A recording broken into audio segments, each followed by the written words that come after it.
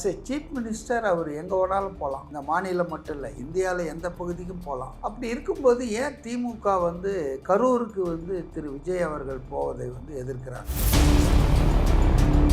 எனக்கு கரூர் ரொம்ப முக்கியமான ஒரு கணக்கு வழக்கு இருக்கு. அந்த கணக்கு வழக்க முடிக்காம விட மாட்டோம். ஆதவர்ஜுனா பேசிட்டாருன்னா அது ஆதவர்ஜுனாவை தான் பார்க்கணும். Vijay is not a accused in this case.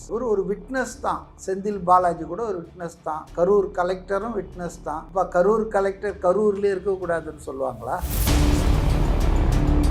விஜய்க்காவது இன்னைக்கு 108 இருக்கு. கருணாநிதி அவர்களுக்கு 96 சீட்டு வச்சு 5 வருஷம் ஆட்சியை ஓட்டினவருக்கு இன்னைக்கு 120 பேர் ஆதரவோடு இருக்கிற 5 வருஷம் ஆட்சி நடக்காது. 6 மாசத்துல தேர்தல் வரும்ன்றாங்க ஸ்டாலினும் எடப்பாடியும். முதல்வர் போய் கரூர் போய் பார்த்துட்டாருன்னா என்ன இதனால பாதிப்பு வந்துடும் நாங்கள் பயப்படுறாங்க. இப்போ அவங்களுக்கு இந்த ஆட்சிக்கு இடைஞ்சல் பண்ணும். அதுக்காக தான் அவங்க எதிர்கட்சியாக செயல்படல, எதிரி கட்சியாக செயல்படுறாரு. உதயநிதி ஒரு பொறுப்புள்ள எதிர்கட்சி தலைவராக மாதிரி பேசுகிற மாதிரி எனக்கு தெரியல. திமுக, அதிமுக, டு சம் எக்ஸ்டென்ட் பாஜக, நாம் தமிழர் இவங்கெல்லாம் சேர்ந்து தான் தாவேகா கூட்டணிக்கு எதிராக விரைவில் களம் இறங்குவார்கள்.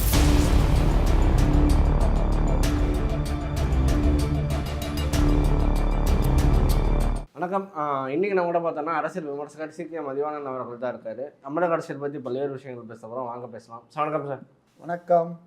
சார், இன்றைக்கி அதிரடியாக ஒரு விஷயம் நடந்திருக்கு. சுப்ரீம் கோர்ட்டில் திமுக தமிழக முதல்வர் அந்த 41 பேர் குடும்பங்களை போய் பார்க்கக்கூடாது, அதுக்கு எதிராக ஒரு ஸ்டே ஆர்டர் வாங்கணும்னு ட்ரை பண்ணாங்க. ஏன்னா அவர் விட்னஸ் எல்லாம் மாற்றிடுவார் அப்படின்னு. பட் ஆனால் இதுக்கு உச்சநீதிமன்றம் எஃப்ஐஆரில் முதல்வர் பேரே கிடையாது, இதுக்கு நீங்கள் கேஸ் போட்டதே ரொம்ப தப்பாக இருக்குது, நீங்களாம் வாபஸ் வாங்கினீங்களா இல்லை நான் டிஸ்மிஸ் பண்ணுறோமான்ற மாதிரி கேட்டிருக்காங்க. வாபஸ் வாங்கிட்டாங்க. இது முதல் தோல்வியாக பார்க்கப்படுது நீதிமன்றத்தில். தாவேகாவுக்கு எதிராக எப்படி பார்க்குறீங்க தோல்வியை? இந்த வழக்கு உச்சநீதிமன்றத்தில் போய் திமுக போட்டதின் நோக்கமே என்னன்னா, கரூருக்கு முதல்வர் 10ஆம் தேதி இந்த மாதம் போகிறதா ஒரு பிளான் இருக்கு இல்லையா? அவர் அங்கே போகக்கூடாது, அந்த மறைந்த அந்த 41 குடும்பங்களின் உறவினர்களை சந்திக்கக்கூடாது, அவங்களுக்கு உதவி செய்யக்கூடாது, அரசு வேலை கொடுக்கக்கூடாது, இப்படின்ற ஒரு எண்ணத்தில் தான் அவங்க அதை போட்டாங்க. பட் நல்ல வேலையாக உச்சநீதிமன்றம் இந்த பொலிட்டிக்கல் மோட்டிவை புரிஞ்சுக்கிட்டு அதை ஏற்றுக்கலை, தள்ளுபடி பண்ணிட்டாங்க. மெயினாக எனக்கு என்ன விளங்கலைன்னா, ஆஸ் எ சீஃப் மினிஸ்டர் அவர் எங்கே வேணாலும் போகலாம். இந்த மாநிலம் மட்டும் இல்லை, இந்தியாவில் எந்த பகுதிக்கும் போகலாம். அப்படி இருக்கும்போது ஏன் திமுக கரூருக்கு திரு விஜய் அவர்கள் போவதை எதிர்க்கிறாங்க? ஆதவர்ஜுனா பேசிட்டாருன்னா அது ஆதவர்ஜுனாவை தான் பார்க்கணும். Mister Vijay is not a accused in this case. அவர் ஒரு விட்னஸ் தான். செந்தில் பாலாஜி கூட ஒரு விட்னஸ் தான். கரூர் கலெக்டரும் விட்னஸ் தான். அப்போ கரூர் கலெக்டர் கரூர்லேயே இருக்கக்கூடாதுன்னு சொல்லுவாங்களா? கரூர் எஸ்பி ஒரு விட்னஸ்ஸு. அப்போ இது ஒரு என்ன சொல்கிறது, ஒரு வெறுப்பு அரசியலின் உச்சக்கட்டமாக தான் நான் பார்க்குறேன். விஜய் அவர்கள் முதலமைச்சராக ஆனதையே ஏற்றுக்க முடியாதவர்கள் இன்னும் 60 நாள் ஆகப்போகுது. விரைவில் தேர்தல் வரும்னு இப்போ எடப்பாடியும் சொல்ல ஆரம்பிச்சிட்டாரு. 5 வருஷம் இது நீடிக்காதுன்னெலாம் பேச ஆரம்பிச்சிட்டாரு. உள்ளாட்சி தேர்தலில் அதிமுக ஜெயிச்சிடுச்சுன்னா அடுத்தது வெற்றி அவங்களுக்கு தானா? யாருக்கு இவர் ஏமாத்துறதுக்காக இதெல்லாம் பேசிகிட்டு இருக்காருன்னு தெரில.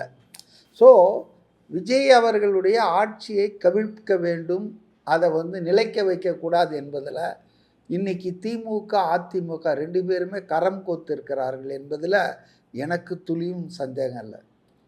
அவங்க அதுக்கான வேலைகளை செய்கிறாங்க. இன்றைக்கி கரூர் விஷயத்தில் விஜய் அவர்கள் சரியான முடிவை தான் எடுத்திருக்கார் நான் நினைக்கிறேன். ஏன்னா அவர் தாவேகாவுடைய தலைவராக கரூருக்கு போக முடியல. அந்த சம்பவத்துக்கு பிறகு எவ்வளோ ட்ரை பண்ணார், அந்த ஊருக்கு போய் அவங்களெல்லாம் சந்திக்கணும், அவங்களுக்கு உதவிகள்லாம் கொடுக்கணும்னு.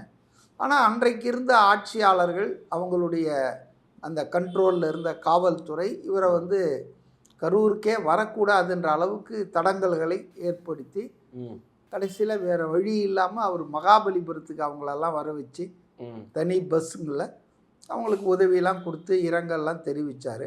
உடனே அதை வேற கிண்டல் பண்ணாங்க. செத்தவன் வீட்டுக்கு தானங்க போய் நம்ம துக்கம் விசாரிக்கணும். பண்ணையார்த்தனமாக இவர் இருக்கிற இடத்துக்கு அவர் ஒன்றும் பனையூருக்கு வர வைக்கல, நீலாங்கரைக்கு வர வைக்கல.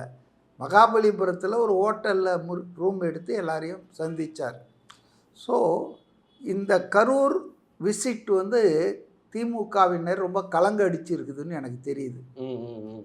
முதல்வரினுடைய இந்த முதல் விசிட், அஃபிஷியல் விசிட்டு கரூரில் நடக்கிறது அவங்களுக்கு நல்லதில்லை, அவங்க அரசியலுக்கு அது சரியானது இல்லைன்னு அவங்க முடிவுக்கு வந்திருக்காங்க. அதனால தான் கடந்த வாரம் மகாபலிபுரத்தில் இந்த இணைப்பு விழா பண்ணாங்க இல்லை, 2 பாஸ்கர், விஜயபாஸ்கர், எம்ஆர் விஜயபாஸ்கர், சி விஜயபாஸ்கர். அந்த விழாவில் பேசினார் இல்லையா.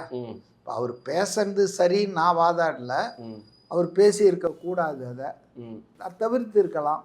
இப்போ அவர் பேசுனதை வச்சு நொண்டி குதிரைக்கு சறுக்குன்னு சாக்குன்னுவாங்க. அது மாதிரி அதை உடனே எடுத்துக்கிட்டு சுப்ரீம் கோர்ட்டுக்கு ஆர்எஸ் பாரதி அமைப்பு செயலாளர் திமுக அவர் போயிட்டு அங்கே உட்காந்துக்கிட்டு அவங்க நோக்கம் வந்து விஜய் அவர்கள் கரூருக்கு செல்வதை தடுப்பது தான். ஆனால் அவங்க அப்படி சுற்றிக்கிட்டு ஆதவர்ஜுனா இப்படி பேசிட்டாரு, தாவேகா தலைவர்கள் திமுகவை இதில் சம்மந்தப்படுத்தி பேசக்கூடாது, அப்படி இப்படின்னு சாட்சிகள் கலைப்பாங்க அப்படின்னு கதை சொன்னாங்க. நல்ல வேளையாக சுப்ரீம் கோர்ட் வந்து இவங்களுடைய இந்த அரசியல் உள்நோக்கத்தை புரிந்து கொண்டு அதை ஏற்க மறுத்து தள்ளுபடி பண்ணி சில விஷயங்கள் அப்சர்வேஷனை சொல்லிச்சு. அது ரொம்ப கரெக்டு. நீங்கள் வந்து ஒரு முதலமைச்சர் வந்து அவர் மாநிலத்தில் கரூருக்கு போகக்கூடாதுன்னு தடுக்க பார்க்குறீங்களான்னு கேட்டுங்க. அதே போல் உங்கள் வக்கீல் வந்து இந்த கேஸை வந்து படிச்சுட்டு தான் போட்டாரா? ஏன்னா எந்த இடத்துலையுமே திரு விஜய் அவர்களை வந்து குற்றவாளியாகவோ அக்யூஸ்டாவோ அந்த வழக்கில் இல்லை. அவர் ஒரு மியர் விட்னஸ் தான். அப்படி இருக்கும்போது குற்றவாளின்னு வேற எழுதி கொடுக்குறாரு இவர். இதெல்லாம் சரி கிடையாது. உங்கள் அரசியல் சண்டை இதெல்லாம் வெளியே வச்சுங்க, கோர்ட்டில் வச்சுக்காதீங்க அப்படின்னு சொல்லி ரொம்ப ஸ்ட்ராங்காக தான் பேசியிருக்காங்க. பட் இன்னும் ஒரு இது கொடுத்துருந்தா நல்லா இருந்திருக்கும். இந்த உச்சநீதிமன்றத்தின் வேல்யூபிள் டைமை வேஸ்ட் பண்ணதுக்காக உங்கள் அரசியல் சித்து விளையாட்டுக்கு உச்சநீதிமன்றத்தை பயன்படுத்த முயன்றதுக்காக ஒரு 5 லட்சம் ரூபாய் அபராதம் விதிக்கிறேன்னு கொடுத்துருந்தா திமுகவுக்கு இன்னும் மகிழ்ந்திருப்பேன் நான். அப்போதான் இங்கே மெட்ராஸில் ஒரு ஹைகோர்ட் இருக்கு, ஏன் இதை பைபாஸ் பண்ணிட்டு சுப்ரீம் கோர்ட்டுக்கு போனாங்க? சுப்ரீம் கோர்ட்டு முதல்ல அதை கேள்வி கேட்டிருக்கணும். அதை அவங்க வந்து ஏன் கேள்வி கேட்கலன்னு எனக்கு தெரியல. சாதாரணமாக நீங்கள் மேல்முறையீட்டுக்கு நீங்கள் சுப்ரீம் கோர்ட்டுக்கு போகலாம்.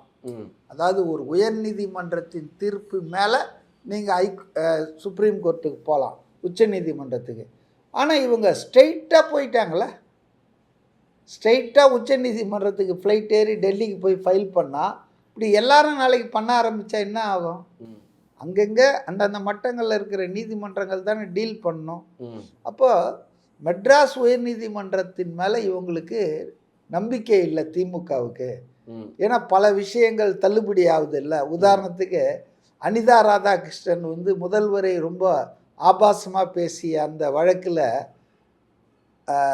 திருச்செந்தூர் எம்எல்ஏ, திமுக எம்எல்ஏ, முன்னாள் அமைச்சர், அவர் முன்ஜாமீன் கோரி மெட்ராஸ் உயர்நீதிமன்றத்தை அணுகினார். அங்கே அது ரிஜெக்ட் ஆகிடுச்சு, தள்ளுபடி பண்ணிட்டாங்க.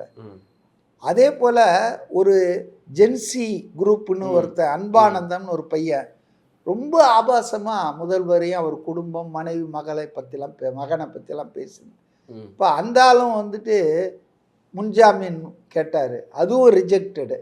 அப்போ சென்னை உயர்நீதிமன்றத்துக்கு போனால் நம்ம வெற்றி அடைய முடியாதுன்னு கணக்கு எடுத்துக்கிட்டு அதனால தான் இங்கே இந்த பக்கமே போகாமல் நேராக பைபாஸ் பண்ணி உச்சநீதிமன்றத்துக்கு போயிட்டாங்க. ஆனால் உச்சநீதிமன்றம் இதை கொஸ்டின் பண்ணியிருக்கணுமா வேணாமா? when you have got an high court there in Chennai, நீங்கள் ஏன் டைரெக்டாக வந்தீங்க? அது சரிதானா? அது ஒன்றும் நீதிமன்ற முறையில் அப்படி ஒன்றும் பெரிய தலை போகிற காரியம் அப்படிலாம் ஒன்றும் இல்லை. அது என்ன விஷயன்றத அது உச்சநீதிமன்றம் கேட்காதது எனக்கு ஏமாற்றம் தான். கேள்வி கேட்டிருக்கணும். அதை திமுகவுக்கு என்ன அச்சம் இருக்குன்னு நினைக்கிறீங்க? ஏன்னா அவர் போய் முதல்வர் போய் கரூர் போய் பார்த்துட்டாருன்னா ஒரு என்ன இதனால் பாதிப்பு வந்துடும் நாங்கள் பயப்படுறாங்க. அவங்கக்கிட்ட தான் நீங்கள் கேட்கணும். இதில் அச்சமே இல்லைங்க. இப்போ அவங்களுக்கு வந்து இந்த ஆட்சிக்கு இடைஞ்சல் பண்ணணும், ஏதாவது பண்ணிகிட்டே இருக்கணும். இந்த ஆட்சியை வந்து ஒரு ஸ்டெபிளைஸாக விடக்கூடாது.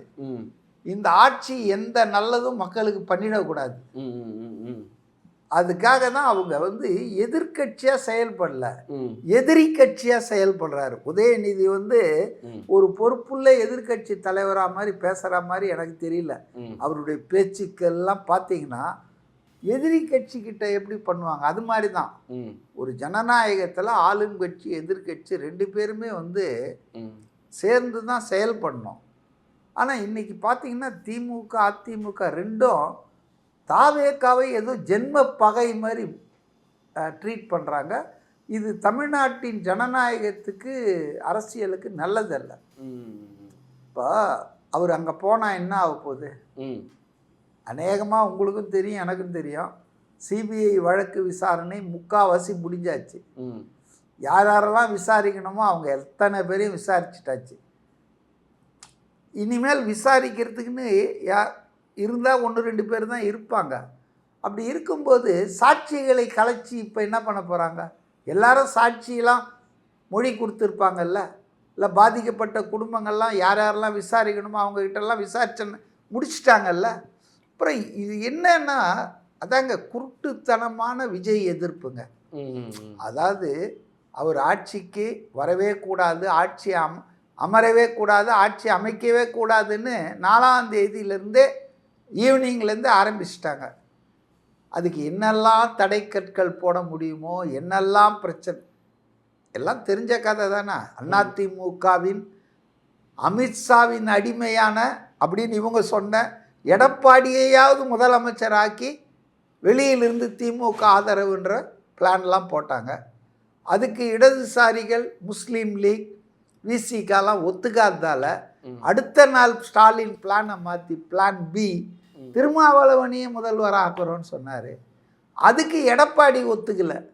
எடப்பாடி ரொம்ப தெளிவாக இருந்தார், நான் தான் முதல்வர், என்ன முதல்வராக்குன்னா சொல்லுங்கள், எந்த சந்துக்கும் வரேன், எந்த இடத்துக்கும் வரேன், மற்றவங்கள முதல்வர் ஆக்கிறதுக்கு நான் ஒத்துக்க மாட்டேன்றதில் அவர் ரொம்ப தெளிவாக இருக்கார். அதனால தான் திருமாவளவன் ஃபார்முலா தோற்று போச்சு. இப்போ வேறு வழி இல்லாமல் தான் விஜய் அவர்கள் ஆட்சி அமைப்பதற்கு இவர்கள் வந்து பார்த்தாங்க. இல்லைன்னா வாட் இஸ் தி இது ஏன் வந்து இவர் மு.க. ஸ்டாலின் எடப்பாடி 2 பேருமே ஒரு புதிய ஆட்சி அமையுது, முதல் முறையாக ஒரு புது கட்சி ஆட்சி அமைக்குது. திணிக்கும் அவங்கள தோக்கடித்த கட்சியாக இருக்கலாம். பாலிட்டிக்ஸில் அதெல்லாம் நம்ம ஒன்றும் பார்க்க முடியாது. எக்ஸ் சீஃப் மினிஸ்டர்ஸ்ன்ற முறையில் புரோட்டோக்காலாக உங்களை அழைப்பு கொடுத்துருக்காங்க. ஏன் 2 பேருமே அந்த பதவியேற்பு விழாவுக்கு வரல? அப்போ அந்த அளவுக்கு வன்ம அரசியல், பகை அரசியல், அதெல்லாம் வந்து எதிர்ப்பெல்லாம் முடிஞ்சிடுதுங்க. தேர்தலோடு முடிஞ்சு போச்சு. தேர்தலில் நீங்கள் ஒரு பிரச்சாரம் பண்ணீங்க, அவர் ஒரு பிரச்சாரம் பண்ண, அதோடு முடிஞ்சு போச்சு. விஜய் பாருங்கள், பதவி ஏற்ற ஒன்றா நேராக வந்து பார்த்தாரு முன்னாள் முதலமைச்சர்னு. எடப்பாடியை ஏன் பார்க்கல? நீங்கள் எடப்பாடி பார்க்குற மாதிரியா பண்ணார்? அவங்க கட்சி வேட்பாளரையே தூக்கிட்டார. எடப்பாடி தொகுதியில் மட்டும்தான் 234 தொகுதியில் எடப்பாடி தொகுதியில் தான் விசில் சின்னம் இல்லை. ஏன்னா இவங்க போட்ட வேட்பாளரை அவர் பேரம் பேசி தூக்கிட்டார். அவங்கெல்லாம் குதிரை பேரம் பண்ணல, ஓட்டுக்கு பணம் கொடுத்தாங்களே திமுக அதிமுக எல்லா தொகுதியிலையும் 5000 4000, அதெல்லாம் பேரம் இல்லை, அதெல்லாம் ஜனநாயகம். ஆனால் வேற கட்சியிலேருந்து எம்எல்ஏக்கள் ரிசைன் பண்ணிட்டு வந்தால் அது குதிரை பேரம், யானை பேரம்ன்றாங்க.